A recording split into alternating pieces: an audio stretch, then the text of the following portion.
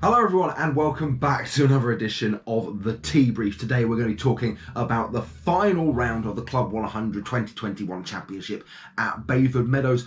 This happened about 2 weeks ago. Where have I been? Basically, there's a corona thing that happened. Not for me, for my mum and dad. Fortunately, they are all absolutely, they are fine. But basically, I mean, I couldn't come back to this room for about 10 days, and that's why it's taken a while. Where I was at my girlfriend's. The backdrop wasn't quite as good. Didn't have helmet and didn't have all my lovely trophies. But yes, we are back and we're ready to talk about the final day of the championship. It happened 2 weeks ago, as I mentioned. Let's get straight into it with the endurances. So obviously coming into the day, we knew that the only way Brilio could win or they could overhaul us was if they won and we were not on the podium.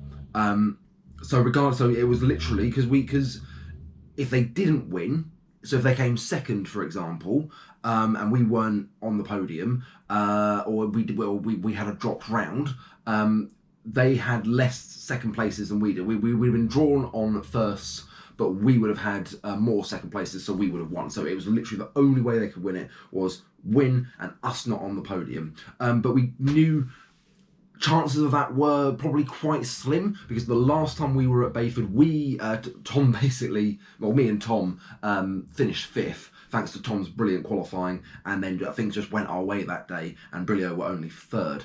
We also knew that we have the resurgent, or can you even call them resurgent? The very good this isn't a sim rig, Yusuf's team. And also a couple of other Inters teams we've got to watch out for them a little bit. So we knew it was going to take a lot for Brilio. And to be fair, it's sort of they got off to a good start because our cart. I am the last person to blame the cart, but on this occasion it was awful. No rear grip at all. Through my practice session, it felt fine, but when Jasper and Tom went out, they were just like, that's just oversteering everywhere. And I think there was a bit of confusion. I'm not sure if maybe misunderstood the rules. But we didn't decide not to play a joker, even though we haven't played it all year. So it's like, yeah, we probably could have changed it. I think Brilio changed their cart, and I thought they were going to start at the back, so it's like, lads, we're fine. But no, they still started 12th. We were 22nd, I think, in the end. So it was literally just, we sort of had to keep our fingers crossed that everything would go okay. And the start originally, Jasper was meant to start, but he was not feeling it, or he was just not on it on the track. So I went out to do the start, and it went really well actually. By the end of the first lap, I was in front of Brilio, and I knew that they were going to, and I think going into the first corner on lap 1 and lap 2 even, they got back past me, but then I got back past them, and I realised, look, he's coming through, there's going to be little I can do to stop it, but I'm going to make it as difficult for him as possible, and that was a really big opening few laps from me, because I literally, every time he came past, I just went, nope, got him straight back, and just made sure it made life as difficult for him as possible, or for them as possible, to get onto the back of Simrig. And I think Ragazzi Racing, they were on good form because they had Volp in the cart. So yeah, so it was all going very well at the start, and then just watched them go off. And as I said, the cart was awful. It was so bad. I'm sorry if anyone from Club 100 is watching this, but it just was. There was no grip whatsoever. So I just had to get on with it. I came in, handed over to Tom. We just saw Brilio keep on moving up, but as we got to that hour mark, things started to change a bit. His pace was okay. It was faster than me by like a tenth. And you could just see some other teams were struggling, like Whisper, for example, who were third. They had a really bad pit stop, so we jumped them. And then Brilio changed their drivers. So the chap with the silver and India helmet, I think it's the Indian flag that runs down the middle. He pitted, handed over to the other driver, and the other driver is just not as fast. It just isn't. There's no nice way of putting it. There's no sort of way of saying, oh yeah, this did that. The pace was not there for him, and Tom was just gaining at 6 tenths a lap, 7 tenths a lap. It was like lid all over again, and eventually he got him, and it became obvious that look, it's going to take an awful lot now for this championship to go against us. And it's like, again, as we saw at Lid, anything can happen. But fortunately, it didn't, and we crossed the line. Annoyingly, with our worst scored result of the year, it was a 4th place, so we didn't even get a podium for it. But Brilio were down in 6th, and we took the championship, boys. Took the championship. Absolutely fantastic. Like the whole year. What's just been good about us as a team is the consistency. Like, there's only a couple of attempts between us. We've all made mistakes.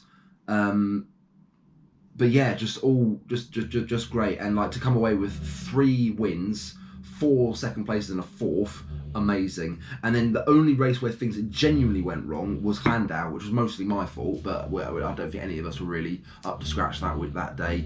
So yeah, intermediate championship winners. And also, sorry, I should have said this at the beginning. If you hear my window farting, that's because we've got Storm Arwen coming through at the moment. So yeah.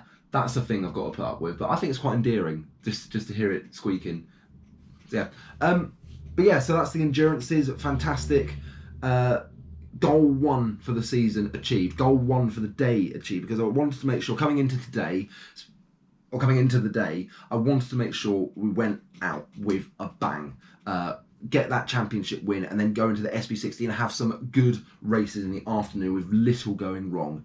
And on that note, let's go on to the SP60. So again, coming into today, championship picture was a little bit clearer than it was for the endurances. I think as long as if I outscored Richard Newton by 7 points in race 1, championship was done. He was 45 points off me in terms of rounds to count, and I think it was more like 43, 42 in terms of like total.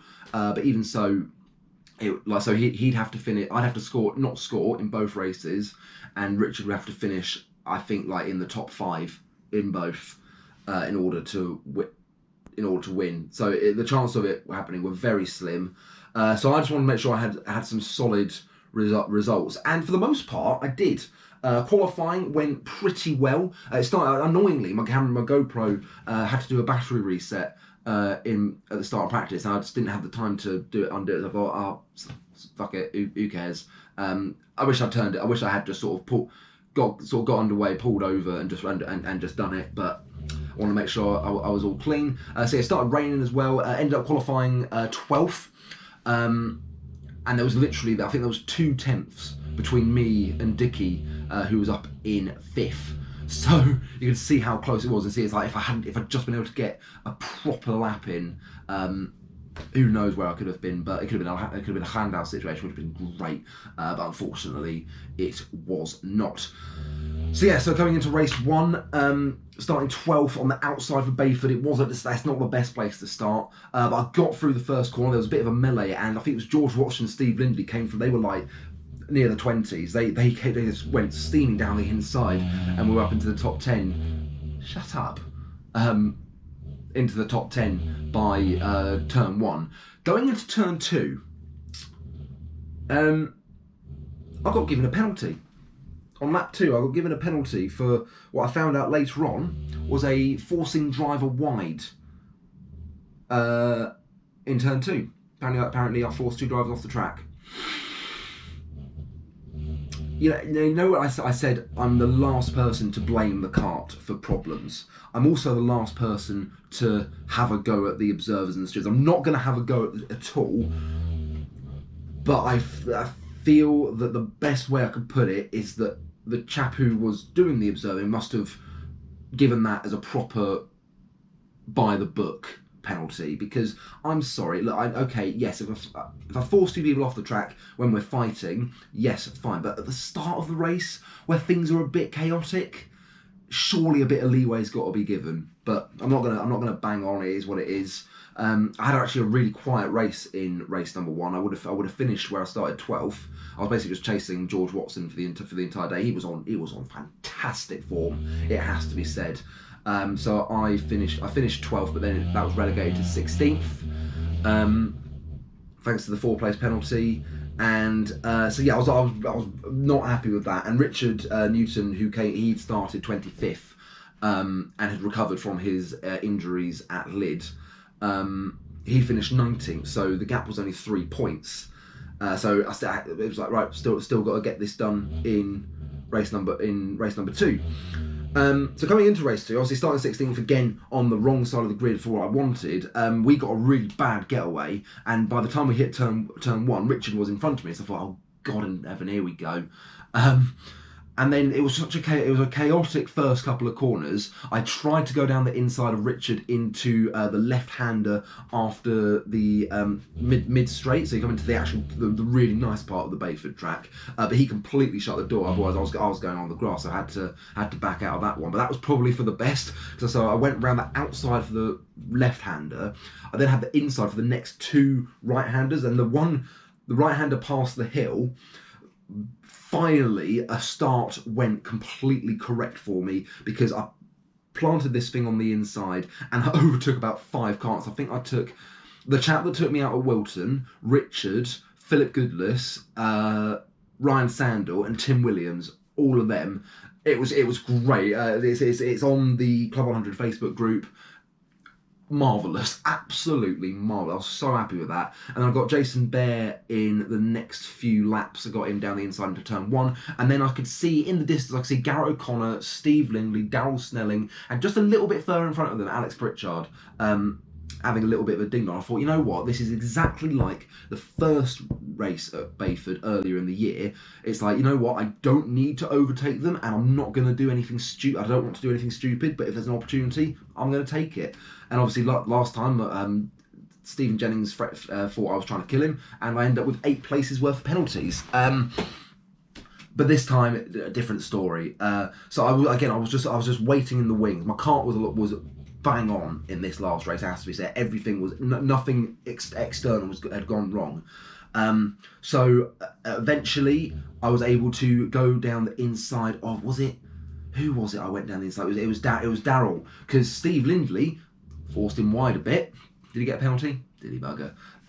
And then me and Garrett were able to follow him through. When Garrett was trying to go down the inside, was trying to have a run on Steve into the top hairpin, he was on the outside. I gave him a little tap from behind to try and give him some momentum. I think he ended up giving too much momentum. He got his braking wrong, and I went down the inside and thought, right, brilliant, my turn to have a go at Steve. And then there's Pritchard just in front. Can I get him as well? Oh, that'd be great. Unfortunately, coming out of the right-hander hairpin before you get on to the left-hander and the mid-straight, I thought Steve had left a bit of a gap on the outside. I thought, I'll try and get my cart in there to get a good swing in. Unfortunately, Steve can't see that, and our bumpers have locked. It's like, I've lost momentum. A bit that really annoyed me was that then Garrett and Darrell came back through, and I got forced onto the grass. And was there a penalty for Darrell or Garrett? Of course there wasn't. Can you tell I'm still a bit bitter about that, even 2 weeks later? Yes, I think you can. So yeah, I lost the chance to get Steve and then maybe get Alex and potentially P8. So I had to try and do what I could. And what I was able to do, I was able to use the back markers to my advantage to get past Garrett again, and then just hound down. And then James Fremont sorted me out with Darrell Snelling. He basically just did not let Darrell go through. He fought him, and I was able to follow Darrell through eventually when he got past, and then just hounded Darrell, and Darrell made a mistake in braking into the left-handed hairpin. I got him into the right, and finished P10 and took the championship win. Unfortunately, because Dickie was there, it's another runners-up trophy. I wasn't able to pick up one of the big winners' trophies. I would have done at Lid, had Jasper not picked up a black flag in the final 5 minutes, but it is what it is. I'm not going to get too bogged down by that, because on the 22nd of January I'll be picking up the trophy that matters, the championship winning trophy. Achieved everything I set out to do this year, and it brilliant, absolutely brilliant. Like, I knew I thought I could do it. I wasn't sure if it would actually happen, but it did, and just great. Really enjoyed my racing this year. I've got a lot of things to learn, and I think, don't know if he's watching at this point, but one of the best bits of advice I got at the start of this year was from my overall main competitor for the year, Richard Newton, who, when I defended against Philip Goodless in Clay, he told me, like, chat, like, you don't need to defend that corner, and that's something I bared in mind for the rest of the year. It's just like, you know what, just need to take it calm. You're racing the guys with green number plates, not the guys with blue. If they get past you, they get past you. Just got to let them be. But yeah, just on that note, I just want to say Richard Newton, fantastic competitor.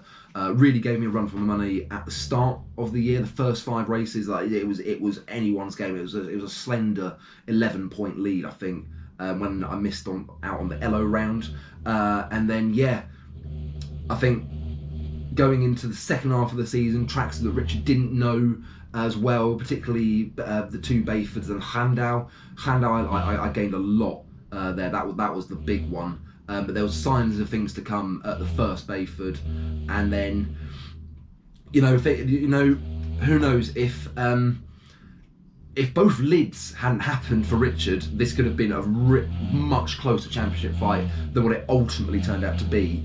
But again, as Richard said to me one point this year, that's motor racing. Things happen, and things happened to him, unfortunately, in the second half of the year, and I was able to come away with the championship. But yeah, fantastic competitor, great championship.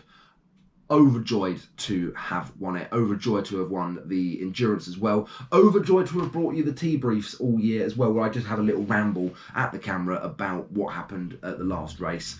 The tea briefs will be carrying on next year. Don't you worry. I'll talk about my plans for next year in a season review video that will come out later in December. Along with a few other things. Also, we've of course got the Bayford video to come out as well. And yeah, make sure if you're still watching at this point, if you're not subscribed to the channel, just subscribe, hit the bell for notifications so that you know when that video comes out, because I'm going to put my utmost into that one. Hopefully I'll have it out on Wednesday, but don't hold me to that one. But yeah, that's it. That's the end of the tea brief. That's the end of the tea briefs for this year. Thank you so very much for watching, and all I shall say for now is ta-ta and farewell.